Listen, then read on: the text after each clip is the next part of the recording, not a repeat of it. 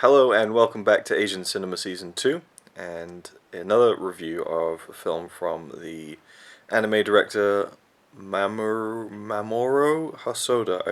It's not even on the back cover because it's like a weird Blu-ray that doesn't have the information. Hosoda. Mamoru? We've already talked about his first feature-length film, The Girl Who Leapt Through Time.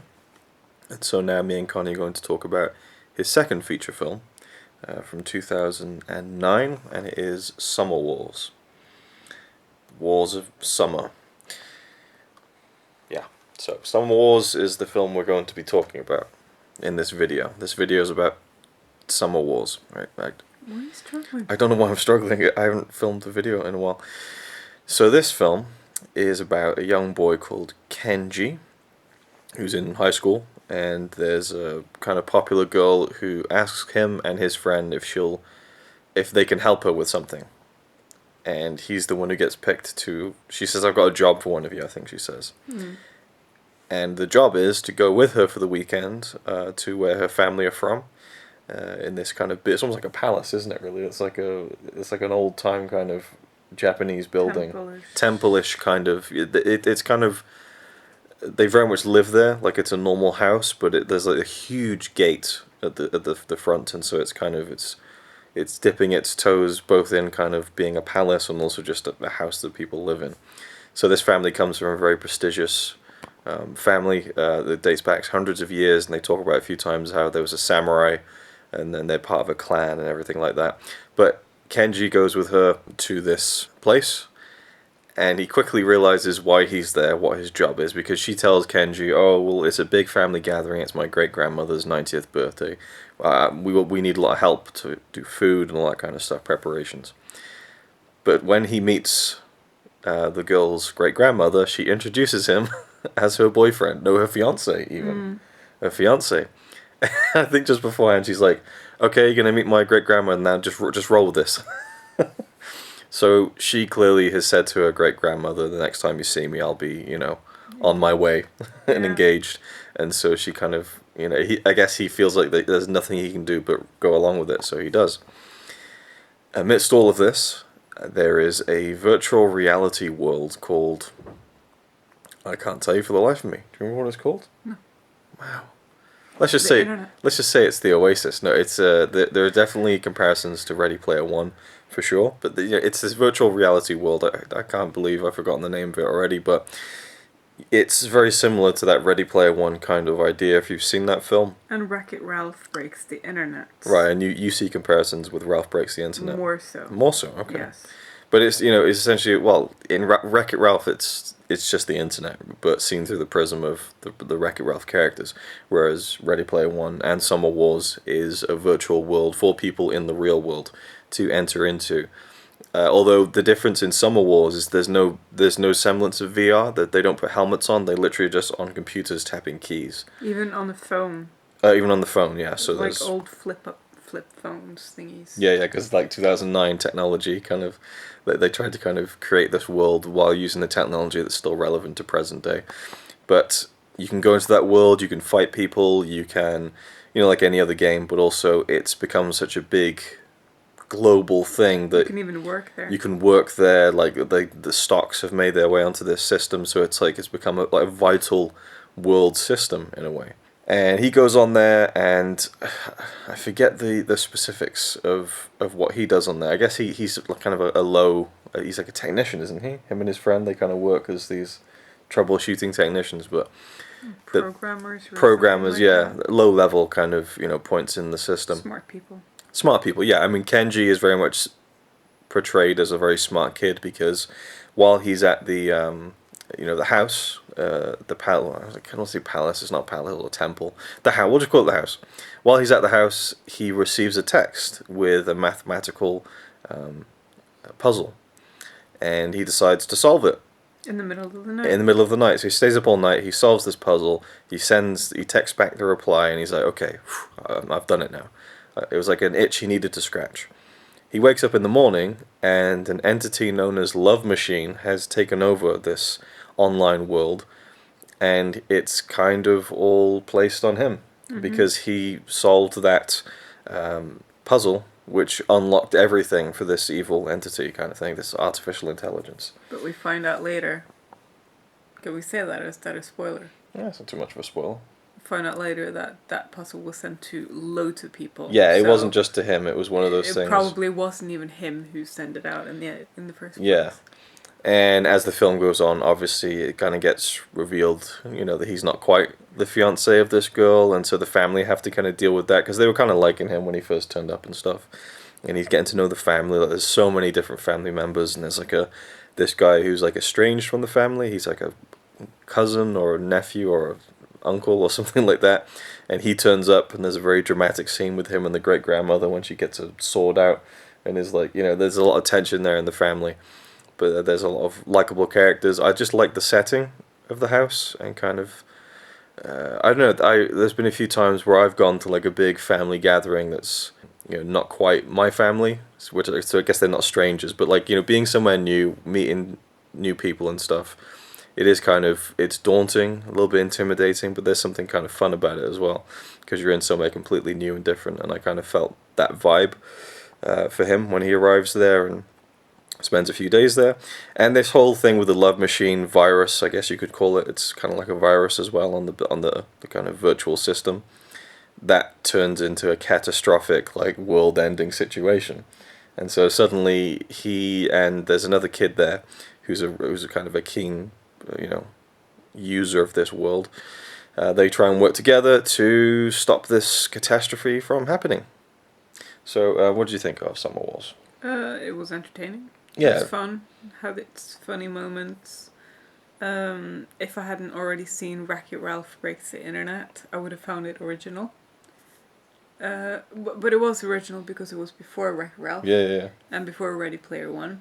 Although Ready Player One, I think, was a book before this, perhaps. Yeah, but again, I feel like Wreck-It Ralph was more because in the internet world, the virus is growing by stealing identities. And it's using these identities to become a massive Oh, I forgot about that in Wreck-It Ralph 2, yeah.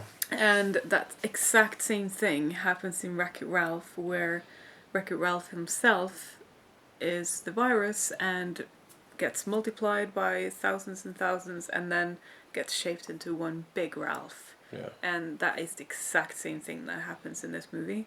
I don't know, like, how that makes me feel like about Wreck-It Ralph, or how, well, this was original anyway compared to that, I guess, so that makes that idea theirs. Yeah. But then, since I'd already seen Wreck-It Ralph, I don't think I felt like, oh, look what they did there, you know what I mean? Mm-hmm. Because I'd already seen it before.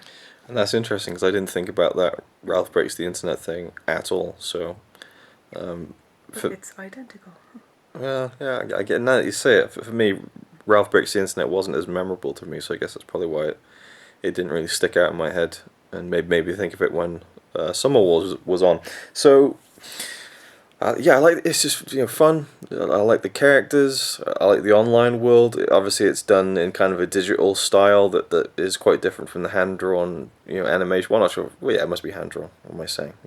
I'm thinking it's probably done on computers rather than like on actual cell animation. I'm not sure, but the actual artwork and animation is nice. It has the same feel as The Girl Who Leapt Through Time. The way the characters look, the designs of them. I like that one better. As a film overall, The Girl Who Leapt Through Time. The whole story, everything about that was, to me, if we're gonna a lot better, and I enjoy the whole of it a lot more, whereas this one had its draggy parts and everything like that, and some parts it got a little bit like they overused certain aspects of it, I think. Like, it was repetitive in a way. But it was good and everything. It's just that The Girl Who Leapt Through Time I just loved everything about it, I think. Yeah, I mean, if we're going to compare the two, I'd say it's no contest, but as its own thing. And I read somewhere before I watched it that this is kind of like two mediocre movies slapped together. Because, the real world stuff and then the inside the virtual world stuff. Oh, right, I thought you were still comparing the two movies. No, as far as just Summer Wars, because there's two very different worlds in the film. So I was kind of wondering how heavy the virtual world stuff was going to be, and it isn't actually that heavy. I'd say the focus is mainly in the real world, which I liked because I like the characters there, and it's really hard to watch this and not think of Ready Player One to me, and so the virtual world in this is a little bit bland in comparison. There's a lot of white and stuff, though I like that. I like the kind of minimalist look of it and how these things are floating in space, and there's some fun character designs in there as well. There's a game called is it Koi Koi or something like that. This card game, which I love how that played into kind of the grand finale of the film. Another thing I loved was how the family all decide, right, okay, we need to help this kid Kenji, fight this thing online, and so they order in a computer. And when they do order in this computer, it like the tower for this computer is like the size of like a fridge freezer, if not bigger. It's like huge, and they bring in these literal ice blocks to keep it cool, which I just thought was really funny as a visual. And then the kind of the fate of the world, or at least the fate of the town that they're in, is placed purely on this kid behind a keyboard. So it was fun. I really liked it. Would definitely watch it again. There is a character who dies in the film, and I thought their death was handled quite nicely, and the lead up to it was maybe a bit obvious, but I liked how it was handled and executed. But I really do like Hosoda's style as far as the way the characters look, but also the way he tells stories as well. I do think that this is a really, really good film. If we're going to compare, like we just said, not quite as great as The Girl Who Leapt Through Time, but I definitely can feel it's from the same director, and I like his storytelling. Anything else you'd like to add? I don't know if I could feel like it was from the same director, maybe because I've only seen those two, and it was such a big gap in between the two. Yeah. But to me, anyone could have done that one from the directors that we've seen, except for Miyazaki, maybe. Yeah, I mean, I'm not saying I would look at some walls and go, oh wow, this is a Hosoda film. I'm not saying that, but I do feel the link between them. In the way it looks, again, some other humor maybe, but to me, I felt like The Girl Who Leapt Through Time was more natural and funny, and it was funnier all the way through, but in a natural way. It didn't feel, I don't know, it flowed better to me. Wasn't that the one with a girl rolling on the bed to get from one side to the other? It's like those little things. And I don't feel like I remember thinking that about anything in this one. Okay, yeah. Not that I was expecting, like, that. No. That's not what makes a movie great for me, but it just really picks it up. Yes, it really adds up. Yeah. It's still enjoyable. It's still a good movie. Yeah, that's fair enough. I'm not trashing it in any way. It's just, I have to compare it. I'm not saying you're trashing it. Calm down. Relax, for God's sake. Wind your fucking neck in. Summer Wars. Really, really good film. Really enjoyed it. I have another one, Wolf Children, which gets fairly good talk online, so we'll probably watch that and do a video on that as well. And I think at this point I've done a video already for Mirai, his most recent film.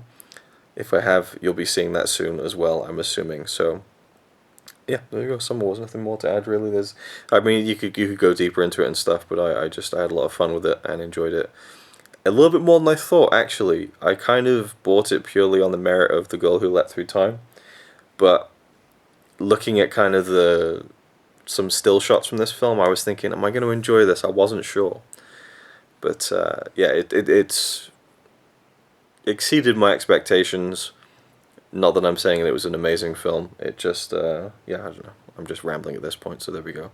I don't feel like I've had very good, concise thoughts on this one, but that's Summer Wars. So thank you for watching. If you've seen it, let us know your thoughts down below, and we'll see you in the next one. It's alright by me. Apart from the fact he throws cans and calling into a tree. Yeah, he's really cool. Yeah, he's really cool. But he's not quite as cool as you.